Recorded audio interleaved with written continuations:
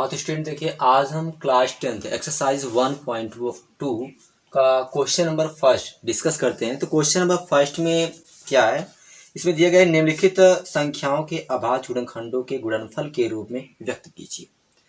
तो अभाज्य गुणनखंडों के गुणनफल के रूप में व्यक्त करना है। जैसे पहला क्वेश्चन 140 है, 140 का हम कहीं अलग लासा निकाल लेते हैं। 140 का लासा निकालेंगे, 2 से कटेगा 70 आएगा, 2 से कटेगा 35 आएगा, 5 से कटेगा 7 आएगा, 7 से कटेगा। तो 140 को हम लिख सकते हैं 2 गुणे 2 गुणे 5 गुणे 7, 2 गुणे 2 गुणे 5 गुणे 7। इसका मतलब यह कि इसमें 2 कितनी बार है, 2 बार। यहाँ पर 2 गुणे 2 मतलब क्या, 2 की पावर 2 लिख सकते हैं। 5 एक बार था, उसको ऐसे रख देंगे, 7 को जैसे था वैसे रख, क्योंकि एक ही बार था। जो 2 बार था, ये 2 बार था, 2 की पावर 2 लगा दी। ये 3 बार था तो 2 की पावर 3 लिखते। 2 बार है तो 2 की पावर 2 लिख के छोड़ देंगे। 5 अकेला था वैसे उतार लेंगे, 7 अकेला था 7 को उतार लेंगे। ये इसका हो गया अभाज्य गुणनखंड के रूप में। नेक्स्ट क्वेश्चन पे आते हैं, जो हमारा अगला क्वेश्चन है 156। 156 के लिए जब देखेंगे, 156 वाले में 156, ये हमारा जो रफ कार्य है इसको मिटा देते हैं। 156 का देखेंगे, जब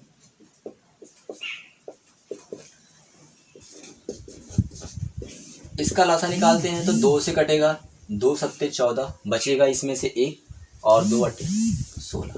फिर 2 से काटेंगे तो 2 तियां 6 और 2 नौ 18। अब ये 2 से नहीं कटेगा, 3 से कटेगा तो 3 एकम 3 और 3 त्रिका 9। फिर अब 13 से कटेगा, ये 13 एकम 13। इसको लिख सकते हैं 2 गुणे 2 गुणे 3 गुणे 13। देखेंगे यहाँ 2 कितनी बार है, 2 बार है। 2 बार है तो इसको लिख सकते हैं 2 की पावर 2 गुणे 3 गुणे 13। ये इसका आंसर और ये इसका आंसर था। नेक्स्ट क्वेश्चन पे आते हैं 3825। तो 3825 का हम लासा निकालेंगे। पहले देखते हैं 3 से कटता है नहीं कटता है। देखेंगे 5 2 7 7 8 15 15 3 18। अगर सभी अंकों को जोड़ते हैं और जोड़ने पर जो आता है, जो हमें योगफल आता है, अगर वो 3 से कट जाता है, जैसे यहाँ पर जोड़ रहे हैं 5 2 7 7 8 15 7 8 15 15 3 18। 18 3 से कट जाएगा, क्योंकि 3 6 18 होता है। जब योगफल कट जाए तो जाहिर सी बात है पूरी संख्या भी 3 से क्या होगी, कट जाएगी। चलिए काटते हैं, देखते हैं। 3 यहाँ पर रखते हैं, 3 एकम 3 और यहाँ पर काटेंगे 3 दूना 6, बचेगा 2 और 2 2 मिलकर 22 हो जाएगा, 3 सत्ते 21, बचेगा 1, 3 पच्चे 15। अगला स्टेप लेते हैं, 3 चौक के 12 और यहाँ पर 3 दूना 6, बचेगा 1 और 3 पचे 15। यहाँ पर देखेंगे 5 2 7 7 4 11। अब ये 3 से नहीं कटने वाला, 3 से नहीं कटेगा तो 4 से, 3 से नहीं कटा 4 से, जब 2 से नहीं कटा तो 4 से कहाँ से कटेगा। वही संख्या 4 से कटती है जो 2 से, अगर 2 से कट सकती है तो 4 से पक्का कटेगी, लेकिन यहाँ पर 2 से कटेगी नहीं, तो मतलब 4 से भी नहीं कटेगी। तो नेक्स्ट अंक लेते हैं 5। 5 से देखेंगे, 5 से वो संख्या करते हैं जिसके अंत में 5 होता है या फिर 0 होता है। तो इसके अंत में क्या है, 5 है। जाहिर सी बात संख्या ये 5 से कट जाएगी। 5 से काटते हैं तो 5 अट्ठे 40, बचेगा 2 और 5 अट्ठे 25। फिर 5 से काटते हैं तो ये 5 एकम 5, बचेगा 3, 5 सत्ते 35। अब फिर ये 17 से कटेगा, 17 एकम 17। अब 3825 को हम लिख सकते हैं 3 गुणे 3 गुणे 5 गुणे 5 गुणे 17। 3 गुणे 3 गुणे 5 गुणे 5 गुणे 17। जाहिर सी बात देख रहे हैं यहाँ पर 3 2 बार है, 5 भी 2 बार है और 17 अकेले है। तो इसको लिख सकते हैं 3 की पावर 2 गुणे 5 की पावर 2 गुणे 17। ये हमारा आंसर है। तो आई होप आप लोग ये चीज़ समझ में आया होगा। और बाकी ऐसे ही इसमें 2-3 क्वेश्चन पहले वाले में और दिए गए हैं, आप उसे कर ले जाएंगे। हाँ तो देखिए स्टूडेंट, जो एक्सरसाइज 1.2 का क्वेश्चन नंबर 2 है, उसमें दिया गया है कि पूर्णांकों के निम्नलिखित युग्मों के HCF और LCM ज्ञात कीजिए तथा इसकी जांच कीजिए कि दोनों संख्याओं का गुणनफल HCF गुणे LCM है। तो इसके लिए हमें क्या करना है, पहली बार जो संबंध दिया गया है, दो संख्याओं का गुणनफल बराबर HCF गुणे LCM, ये प्रूव करना है। लेकिन सबसे पहले हमें इसका HCF और LCM निकालना पड़ेगा। HCF मतलब मासा और LCM मतलब लासा। तो चलिए इसका HCF निकालते हैं। एचसीएफ निकालने के लिए चाहे यूक्लिड का यूज़ करें, चाहे जो भी विधि यूज़ कर सकते हैं। इसमें ये कहा तो है नहीं किस विधि से निकालना है, तो हम चाहे जो भी यूज कर सकते हैं। तो हम यहाँ पर यूज कर रहे हैं अपना जो पहले हम यूज करते थे भाग विधि वाला, हम उसी से कर रहे हैं। 26 और 91 का हम निकाल रहे हैं। 26 3 78, 3 बार ले जाते हैं। 26 3 78, यहाँ पर देखेंगे 11 में से 8 जाएगा, 3 बच जाएगा। और यहाँ पर 8 में से 7 गया, 1 बच गया। फिर 13 से भाग देंगे 26 में, 13 दूना 26, ये 0 आ गया। यानी हमारा मासा कितना आया? 13। यानी मासा HCF आ जाएगा कितना इसका? 13 आएगा। अगर एलसीएम निकालते हैं इसका, एलसीएम निकालेंगे 26 और 91 का, तो ये 2 से कटेगा, 13 आएगा। 91 तो नहीं कटेगा। फिर इसके बाद से ये देखेंगे 3 से नहीं कटेगा, 4 से भी नहीं कटेगा, अभी सीधे 7 से कटेगा। 13 तो कटेगा नहीं, 91 कटेगा तो 13 आएगा।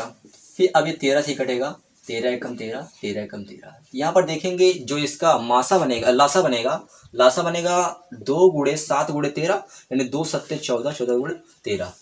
तो लासा जो हमारा होगा एलसीएम बराबर 2 गुणे 7 गुणे 13, तो 2 सत्ते 14, 14 गुणे 13, 13 चौक को 52 को 2 हासिल 5, और 13 कम 13, 13 5 18, 182 हमारा जो लासा आएगा कितना आएगा? 182 है।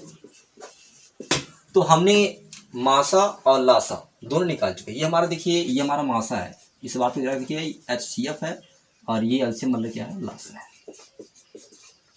अब जो हमें संबंध दिया गया है, कि दो संख्याओं का गुणनफल बराबर, दो संख्याओं का गुणनफल बराबर, दो संख्याओं का गुणनफल बराबर होता है लासा गुणे मासा।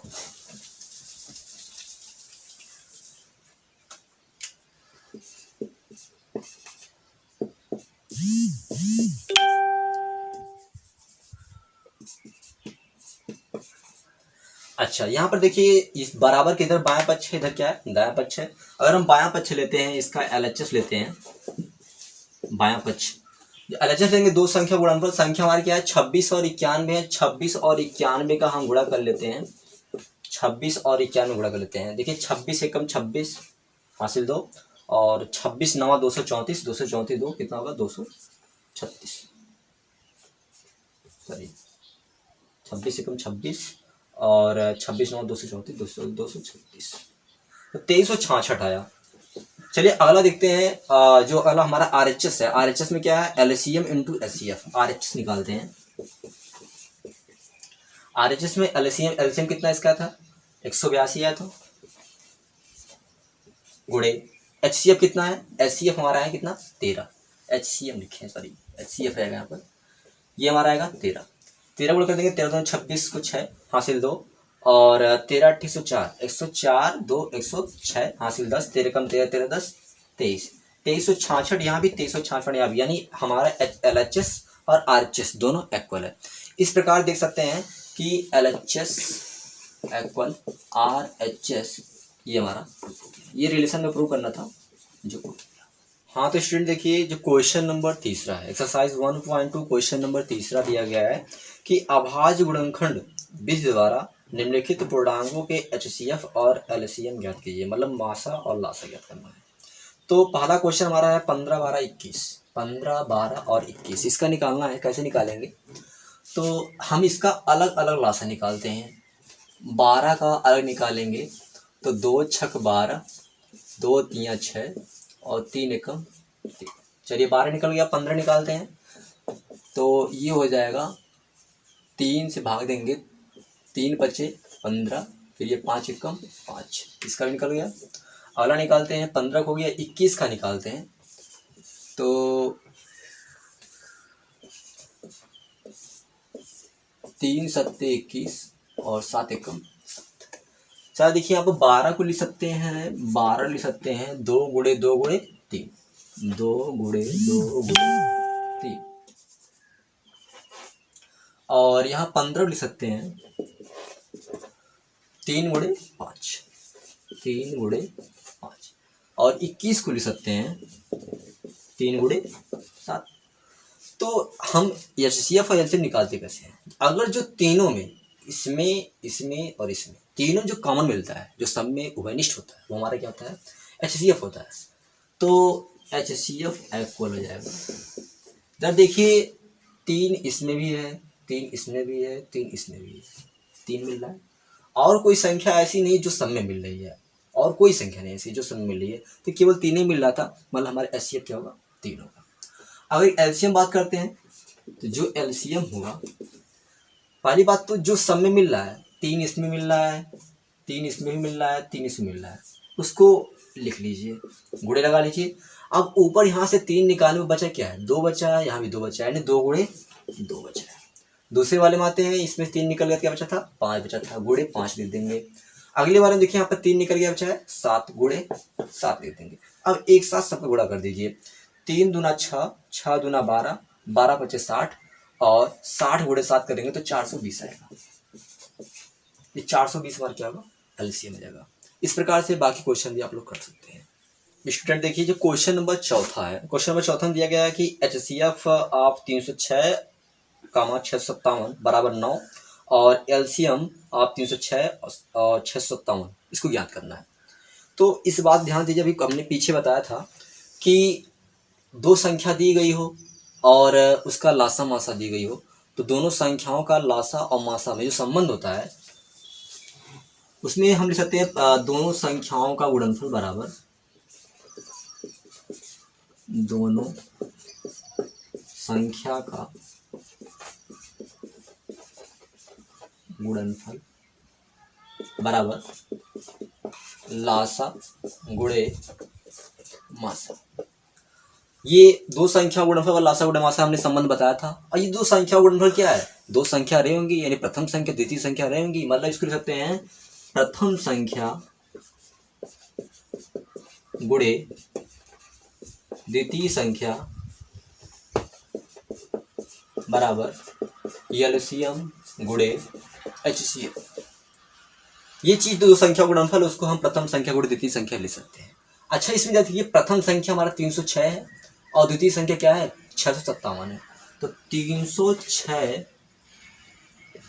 गुणे 657 बराबर LCM। LCM तो हमको निकालना है, LCM वही ज्ञात करना है। LCM नहीं पता तो LCM को LCM ही रहने दीजिए, गुणे HCF। आपको पता है HCF यहाँ पर 306 का जो HCF निकाला है कितना आया था? 9 आया था। यहाँ पर हम 9 रख सकते हैं, कोई दिक्कत? तो यहाँ से देख रहे हैं कि यहाँ पर 9 क्या कर रहा है? गुणा कर रहा है। इधर क्या करेगा? भाग करेगा।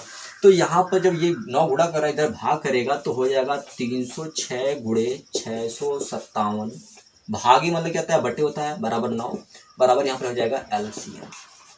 यहाँ से देखिए काटेंगे तो ये 3 से कटेगा, 9 से काटना शुरू करते हैं। 9 एकम 9 और 9 3 27, 27 3, 9 से काट दी सीधे। 9 एकम 9, इसको काटेंगे 9 3 27, बचेगा 3, 9 चौक 36, तो हो जाएगा 34 गुणे 657 बराबर LCM। और 34 गुणे 657 कर लेंगे, जो भी आएगा वो हमारा क्या होगा? LCM होगा। इस प्रकार से हमारे क्वेश्चन होते हैं। देखिए क्वेश्चन नंबर 5वां में, जांच कीजिए कि क्या किसी प्राकृतिक संख्या n के लिए 6 की पावर n अंक 0 पर समाप्त हो सकती है। 6 की पावर n, ये कह रहा है कि इसका जो अंक होगा ये 0 समाप्त होगा, मतलब इसके इकाई का अंक 0 होगा, ये हमें दिखाना है। तो हम जानते हैं अगर कोई संख्या के अंत में 0 अगर है तो 2 से और 5 से विभाजित होती है, यानी 2 से विभाजित होगी और 5 से विभाजित होगी, मतलब वो 10 से विभाजित होगी, 10 से, 2 से, 5 से, इन सब से विभाजित होगी, पक्का विभाजित होगी। तो जाहिर सी बात है कि वो 2 की पावर n गुणे 5 की पावर n, या फिर यहाँ पे पावर जरूरी नहीं दोनों का सेम हो, दोनों का पावर अलग अलग भी हो सकता है, उससे कोई दिक्कत नहीं है। लेकिन हाँ, अगर जब 10 कर रहे हैं जी, अगर कोई संख्या अगर है वो 2 की पावर n और गुणे 5 की पावर n के फॉर्म में अगर है, तो जाहिर सी बात है संख्या वो क्या होगी? उसके इकाई का अंक जो होगा वो 0 होगा, मतलब वो संख्या 2 से भी कटेगी और 5 से भी कटेगी। यहाँ पर देखेंगे जो 6 की पावर n है, 6 की पावर n को हम लिख सकते हैं 2 गुणे 3 की होल पावर n, और इसको अलग अलग करेंगे तो 2 की पावर n गुणे 3 की पावर n। हमने बताया कि जो संख्या 2 और 5 के फॉर्म में होगी पावर उसका अगर सेम रहेगा 2 और 5 के फॉर्म में, यहाँ पर 2 और 3 के फॉर्म में है, 2 और 5 के फॉर्म में रहेगा तो उसके इकाई अंक 0 होगा, लेकिन यहाँ पर 2 और 3 के फॉर्म में इसका इकाई अंक 0 नहीं होगा। लेकिन चूंकि 6 की पावर n 2 की पावर n गुणे 3 की पावर n के रूप में होगा, अतः इकाई का अंक 6 की पावर n के लिए 0 नहीं होगा।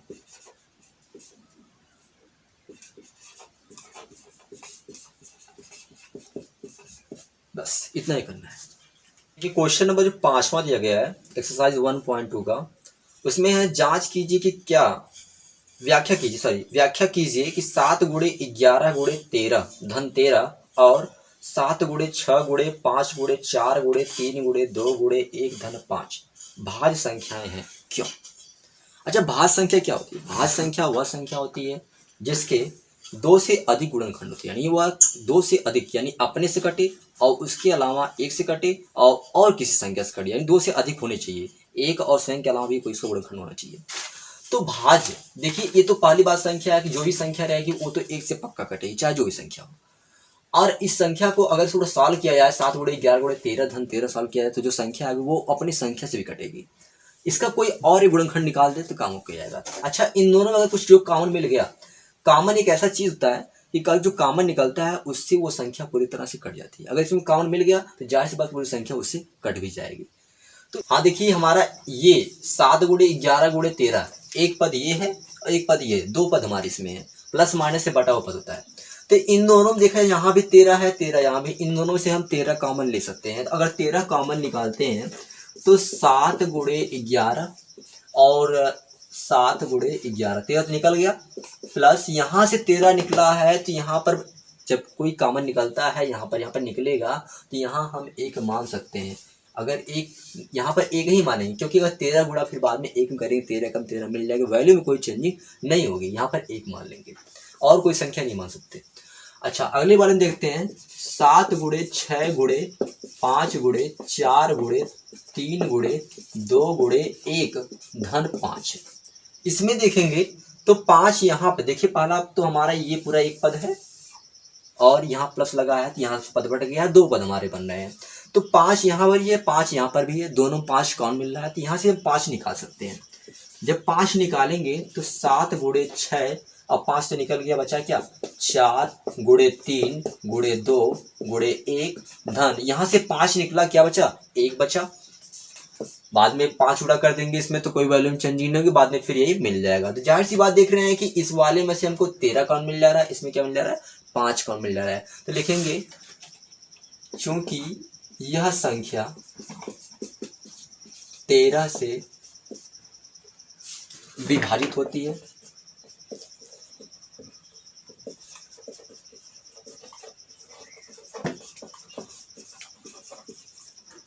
अतः यह भाज्य। और इसमें देखेंगे चूंकि यह संख्या 5 से विभाजित होती है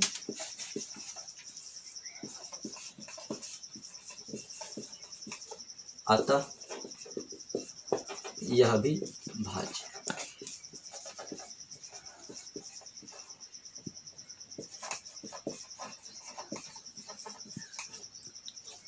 इस प्रकार इसे सिद्ध हो गया। हाँ तो देखिए स्टूडेंट, एक्सरसाइज 1.2 का क्वेश्चन नंबर 7वां है। इसमें दिया गया है कि किसी खेल के मैदान के चारों ओर एक वृत्ताकार पथ है।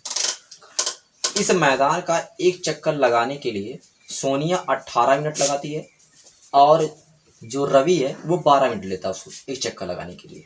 माना वे दोनों एक ही स्थान और एक ही समय पर चलना प्रारंभ करें तो एक ही दिशा में चलते हैं, कितने समय बाद वे पुनः एक ही स्थान में मिलेंगे।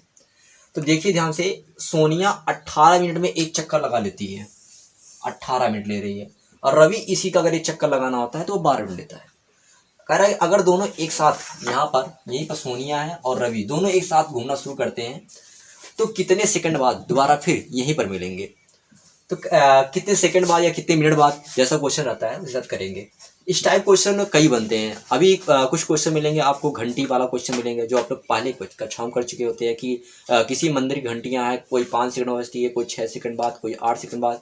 तो मान लीजिए दोनों 8:20 बजी थे, फिर दोबारा कब बजेंगी, इस टाइप क्वेश्चन आता है। या फिर कभी लाइट वाला क्वेश्चन आता है कि किसी ट्रैफिक लाइट है, लाल बत्ती 5 सेकंड बाद जलती है, हरी बत्ती 10 सेकंड बाद जलती है, पीली बत्ती 20 सेकंड बाद जलती है, इस टाइप क्वेश्चन देता है। फिर तीनों बत्तियाँ एक साथ कब जलेंगे, ऐसा कुछ क्वेश्चन देता है। तो ऐसे जब भी क्वेश्चन देते हैं तो सबसे पहले उनका हम निकालते हैं लासा। तो लासा निकालेंगे 18 और 12 का। 18 और 12 यहाँ लेंगे। 18 और 12 का जब लासा निकालेंगे, 2 से काटेंगे, 2 9 18, 2 6 12, 2 से कटेगा 9 तो कटेगा नहीं, 2 3 6, 3 से कटेगा 3 त्रिका 9, 3 एकम 3, फिर 3 से काटेंगे तो 3 एकम 3 और यहाँ पर 1। देखेंगे लासा जो आएगा, एलसीएम जो इसका आएगा वो हमारा हो जाएगा 2 गुणे 2 गुणे 3 गुणे 3, 2 गुणे 2 गुणे 3 गुणे 3। तो 2 दूना 4, 4 तियाँ 12, 12 तियाँ 36। ये हमारा मिनट में सब चीज था, यानी ये 36 मिनट आया। मतलब कि वे दोनों 36 मिनट बाद दोबारा फिर मिलेंगे। और इसी टाइप क्वेश्चन कभी कोई मान लीजिए अगर क्वेश्चन में अलग से बढ़ा दिया कि 8 बजे दोनों एक साथ मिले थे, ठीक। अब पूछ दिया कि दोनों फिर दोबारा कब मिलेंगे, तो जो 8 बजे पहला टाइम था, ये जो 36 मिनट आया है उसी में अगर जोड़ देंगे तो हो जाएगा 8:36 पे दोबारा फिर दोनों मिलेंगे। इस टाइप भी क्वेश्चन बनता है। तो इतना डीपली नहीं है, हमारा आंसर हो जाएगा 36 मिनट बाद दोबारा फिर वो सब मिलेंगे। Thank you.